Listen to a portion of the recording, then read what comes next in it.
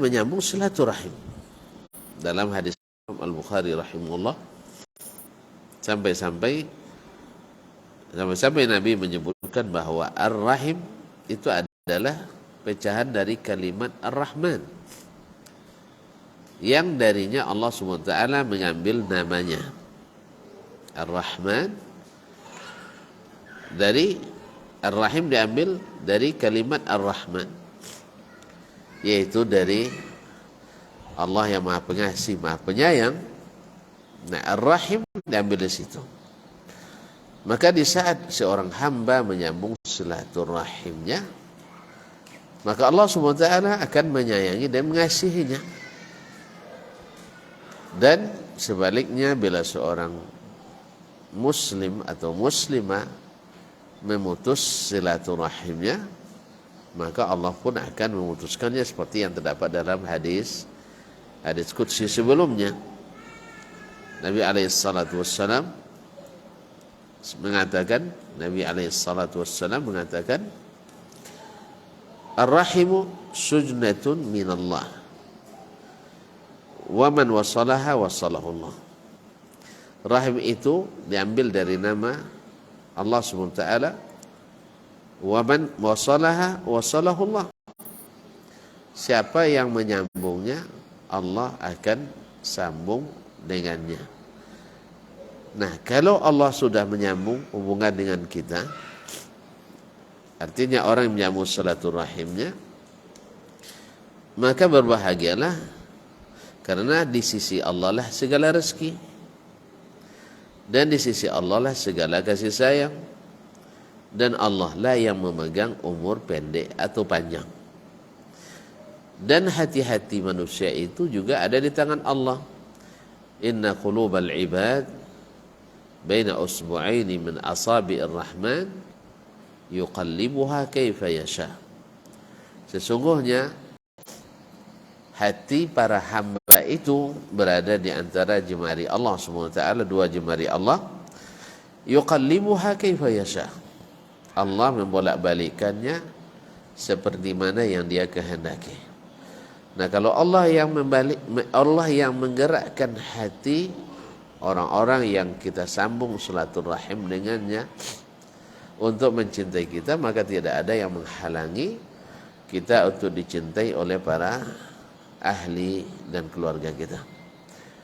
Ma'asyiral kiram, ma'asyiral karimat, para ibu dan para akhwat yang dirahmati Allah SWT, orang kalau sudah mendapatkan cinta keluarga, disayang di tengah-tengah mereka, akan merasakan kenyamanan dan ketentraman yang luar biasa. Karena bagaimanapun orang yang dicintai merasa tenang. Orang yang dicintai merasa tentram karena tidak ada yang memusuhinya. Yang membuat kita tidak tenang itu banyak orang yang tidak senang, banyak orang yang memusuhi, banyak orang yang menjadi penghalang kita. Tapi kalau seandainya mereka adalah orang-orang yang mencintai kita, khususnya di keluarga, maka nyamanlah perasaan, tentramlah hati kita. Oleh sebab itu Abdullah bin Umar menyebutkan di sini, adalah seseorang bertakwa kepada Rabbnya, menyambung silaturahimnya agar umurnya dipanjangkan, hartanya dibanyakkan, dan dicintai oleh keluarganya.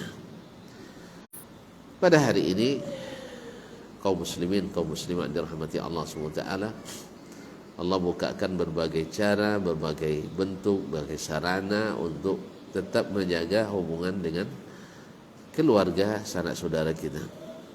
Alhamdulillah. Kalau dulu orang harus menunggu berbulan-bulan bahkan bertahun-tahun untuk bisa bertemu, bahkan untuk saling berkirim pesan. Kalau hari ini Masya Allah setiap saat bisa saling berhubungan, bahkan saling berkirim bingkisan dan makanan kapan saja kita mau. Alhamdulillah. Oleh sebab itu maka bertakwalah seseorang kepada Allah Tabaraka wa Ta'ala dengan melaksanakan perintahnya ini, yaitu melakukan atau menyambung silaturahim. Nah, sebagaimana Allah mudahkan untuk menyambung silaturahim lalu kita tidak melakukannya, maka tentu saja Allah SWT punya alasan yang banyak untuk menyiksa kita. Bagaimana Allah punya alasan yang banyak pula untuk memutus hubungan dengan kita. Nah, kalau hubungan kita dengan Allah SWT tidak lagi mesra, tidak lagi harmonis, maka kita akan semakin tidak nyaman. Karena sesungguhnya ketika kita diingat oleh Allah SWT, di saat kita mengingatnya, Allah berikan ketentraman ke dalam diri kita. Ala bi zikrillahi tatma'innul qulub. Ingatlah dengan zikir kepada Allah, hati itu menjadi tentram. Kaum muslimat, para akhwat dan para ummahat yang dirahmati Allah SWT, di sini sejalan dan semakna dengan yang sebelumnya ditambahkan, yaitu orang-orang yang menyambung silaturahim itu pasti dicintai oleh keluarganya. Dan Imam, seperti kata ayahnya Abdullah bin Umar, yaitu Umar bin Khattab radhiyallahu anhu, ahsin ilan nasi tasta'bid qulubahum, berbuat baiklah kepada seluruh manusia, niscaya engkau akan memiliki hati-hati mereka. Wa kam ista'banan nasa ihsanu, berapa banyak orang yang diikat hatinya oleh kebaikan yang kita berikan. Dan sebaik-baik kebaikan itu adalah yang diberikan kepada yang terdekat dari keluarga kita. Dan insya Allah bila kita dicintai oleh keluarga, maka kita akan merasa aman, dan dengan demikian pun rezeki kita akan terbuka, karena banyak saudara banyak rezeki, banyak saudara banyak rezeki, sedikit saudara sedikit rezeki. Ma'asyarul kiram dirahmati Allah SWT. Kenapa? Karena kalau sudah cinta, kita akan sering bertukar hadiah. Dan bertukar hadiah tentu saja dalam bentuk barang, atau bisa saja dalam bentuk uang. Dan di saat itu rezeki kita pun bertambah. Dan subhanallah, kaum muslimat yang dirahmati Allah SWT, kadang-kadang yang diputar itu saja, tetapi ternyata bilangannya bertambah. Inilah keajaiban rezeki yang Allah berikan kepada para hamba. Semoga Allah SWT menjadikan kita orang yang senantiasa menjaga hubungan silaturahim, sehingga kita bertakwa kepadanya dan dicintai, dipanjangkan umurnya dan dibanyakkan hartanya, serta dicintai oleh keluarganya. Qala al-Imam al-Bukhari rahimahullah, haddatsana Abu Nuaim, telah menceritakan kepada kami Abu Nuaim, yaitu Al-Fadl ibn Dukain Al-Basri, thiqatun thabtun.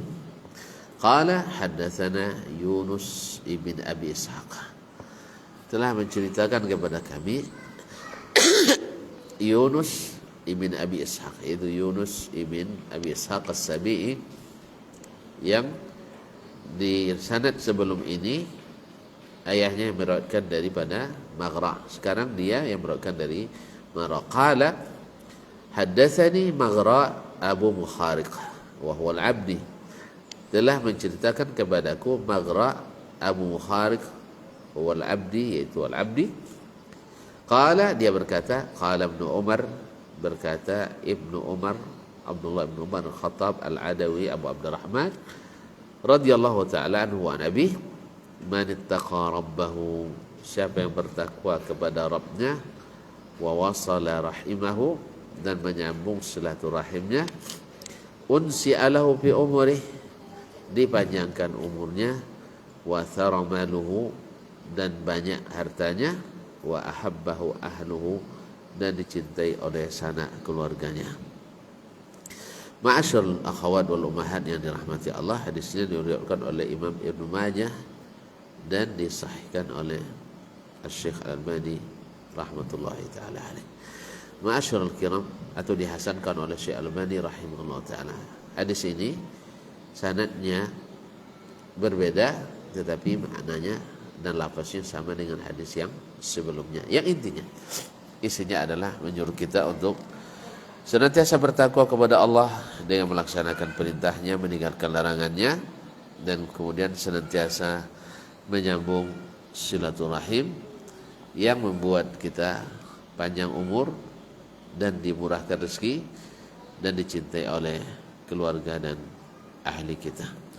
Tapi para akhwat dan ummahat yang dirahmati Allah SWT, istafadu min hadzal hadis, pelajaran diambil dari hadis ini adalah nilai tinggi ketakwaan kepada Allah SWT. Dan di antara ketakwaan yang paling dianjurkan adalah menyambung silaturahim di antara kita. Yang faedahnya, satu, menambah panjang umur kita.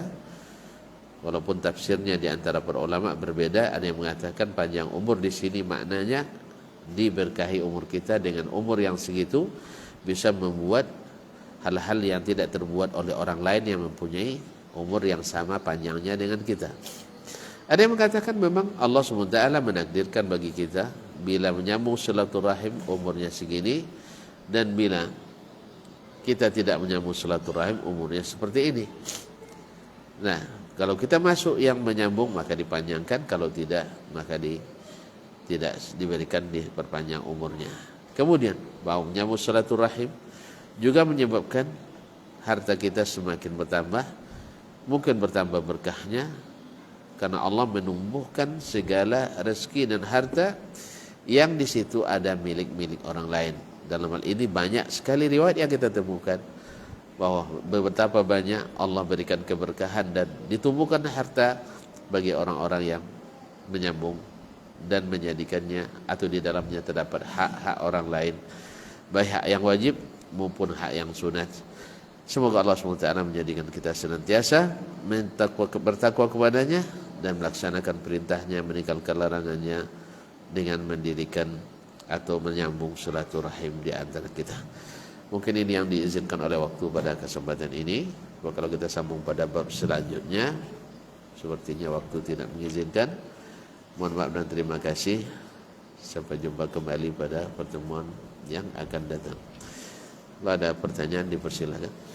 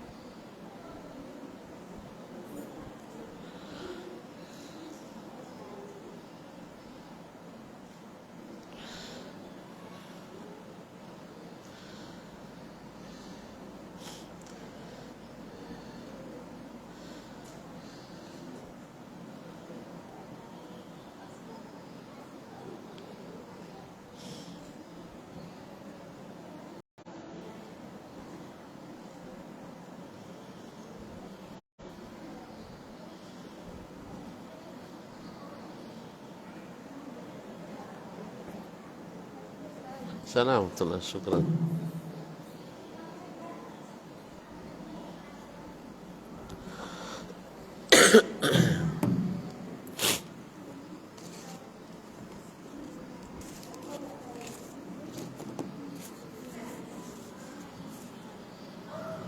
Baik, terima kasih banyak.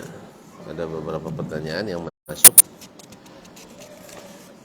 Qala, Assalamualaikum warahmatullahi wabarakatuh. Ustaz, apakah benar adab seorang anak kepada ibunya dengan mencuci dan mencium kakinya? Karena ada sekolah yang mengajarkan demikian. Mohon penjelasannya Ustaz. Wallahu a'lam. Kaum muslimin dan muslimat dirahmati Allah SWT, termasuk adab yang tinggi juga kepada orang yang kita muliakan,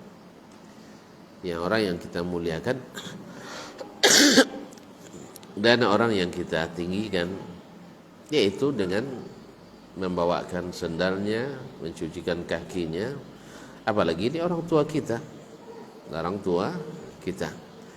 Wallahu alam, ini termasuk yang terpuji juga di saat Herakl ketika bertanya kepada Abu Sufyan tentang baginda Nabi alaihi salatu wassalam, dalam hadis Sahih Bukhari dia mengatakan bahwasanya lau kuntu indahu la ghasaltu rijlaihi au kama qala wala ahmilu lahu alaihi. Kalau seandainya saya berada bersama Nabi alaihi salatu wassalam, saya akan bawakan sendalnya dan saya akan mencucikan kakinya.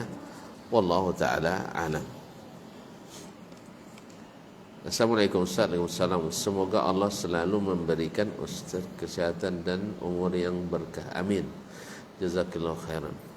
Ustaz, harga kebutuhan pokok semakin mahal.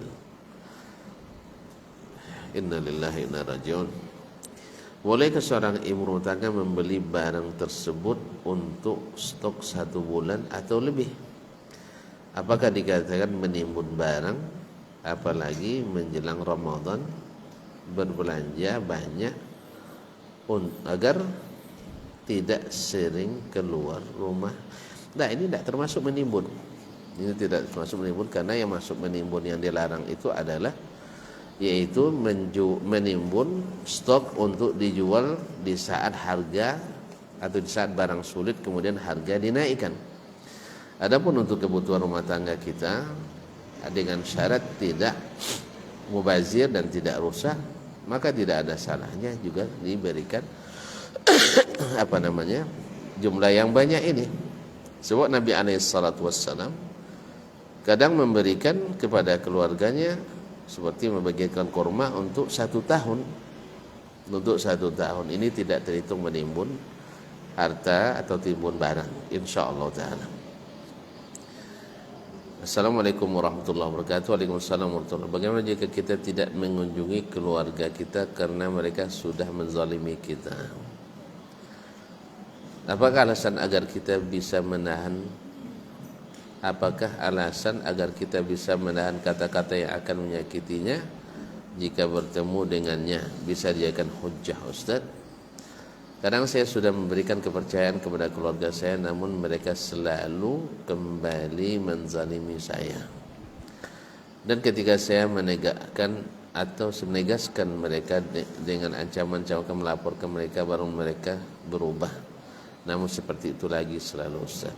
Mohon solusinya, Ustaz. Jazakumullah khairan katsiran. Wassalamualaikum warahmatullahi wabarakatuh. Alhamdulillah, kita bukan yang menzalimi, tapi yang terzalimi. Nah, sekarang Nabi mengatakan unsur akhaka zaliman au mazluman. Tolonglah saudaramu dalam berbuat zalim atau dalam keadaan dizalimi. Sahabat bertanya, kalau untuk menolongnya orang yang terzalimi kita tahu, tapi gimana menolong orang yang menzalimi? Maka Nabi SAW mengatakan antamna'uhu 'anil zulmi, kamu halangi dia berbuat zalim. Nah, sekarang keluarga kita menzalimi diri kita sendiri. Nah, dalam rangka menolong mereka, kita halangi mereka menzalimi kita. Nah, bagaimana caranya? Banyak cara yang bisa dilakukan.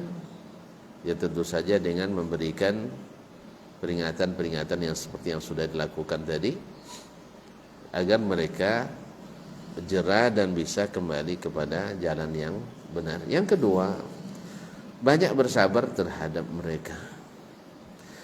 Ketika Abu Bakar radhiyallahu taala anhu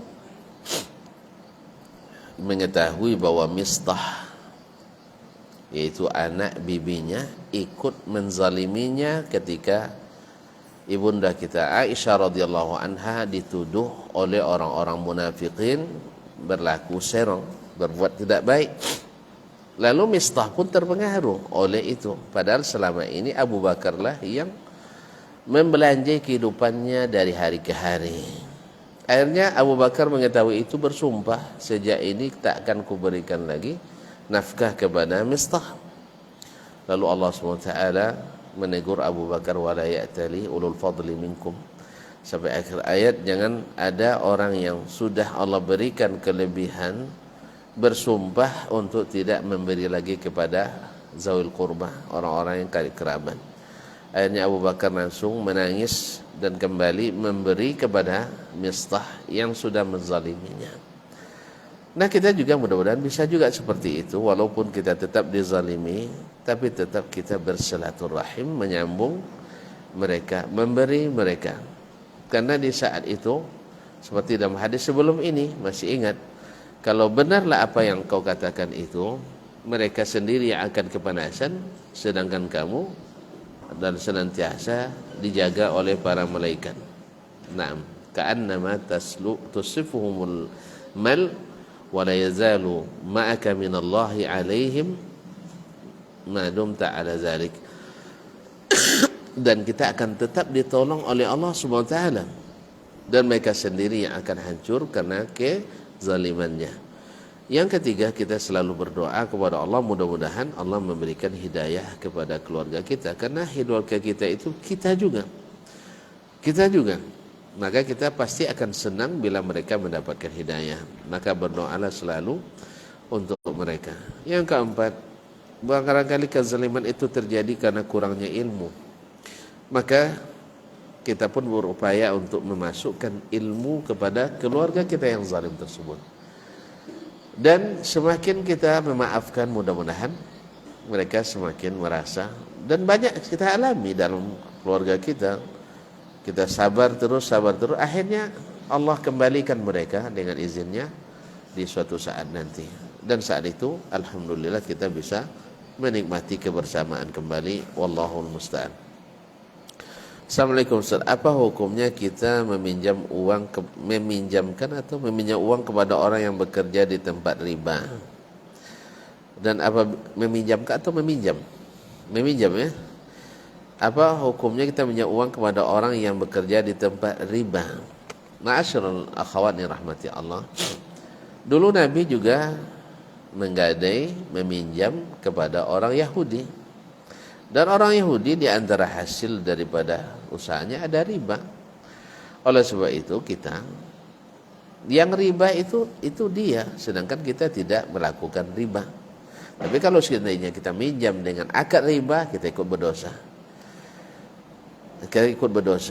Yang kedua, kita tidak diwajibkan untuk memeriksa apa yang dimiliki oleh orang lain, apakah riba atau bukan. Yang ketiga, apakah semua yang dilakukannya itu riba atau tidak? Mungkin ada rezeki yang lain daripada selain riba. Oleh sebab itu wallahu alam, ini tidak masalah. Tapi waraknya kita, kalau memang warak, memang lebih baik kita meminjam ke orang yang rezekinya bersih dan halal. Wallahu taala alam. Dan apabila dia bersedekah kepada kita, apakah uangnya halal digunakan seperti untuk kebutuhan sehari-hari? Kalau kita tahu itu dari riba, tidak boleh kita makan. Kalau kita tahu itu dari riba, tidak boleh kita makan. Tapi kalau kita tidak tahu itu dari riba, maka tidak perlu kita mencari-cari dan meneliti. Kecuali memang tak satu pun penghasilannya kecuali dari riba, maka di saat itu kita menolaknya. Kita tahu penghasilannya hasil kerjanya di tempat riba tersebut. Nah, berarti kalau sudah tahu, ya ditolak. Kalau sudah tahu itu memang barang riba, seperti orang juga memberikan pada kita barang curian, dan kita tahu itu sebagai barang riba dan barang curian, maka wajib kita tolak dan tidak terima. Wallahu ta'ala a'lam. Baik, terima kasih dan mohon maaf. Mudah-mudahan Allah Subhanahu wa taala memberikan faedah dan manfaat serta barakat. Sampai jumpa kembali insyaallah pada pertemuan yang akan datang. Wabillahi taufiq wal hidayah. Wa jazakumullahu khairan wa subhanakallah bihamdik asyhadu an la ilaha illa anta astaghfiruka wa atubu ilaik. Wassalamualaikum warahmatullahi wabarakatuh.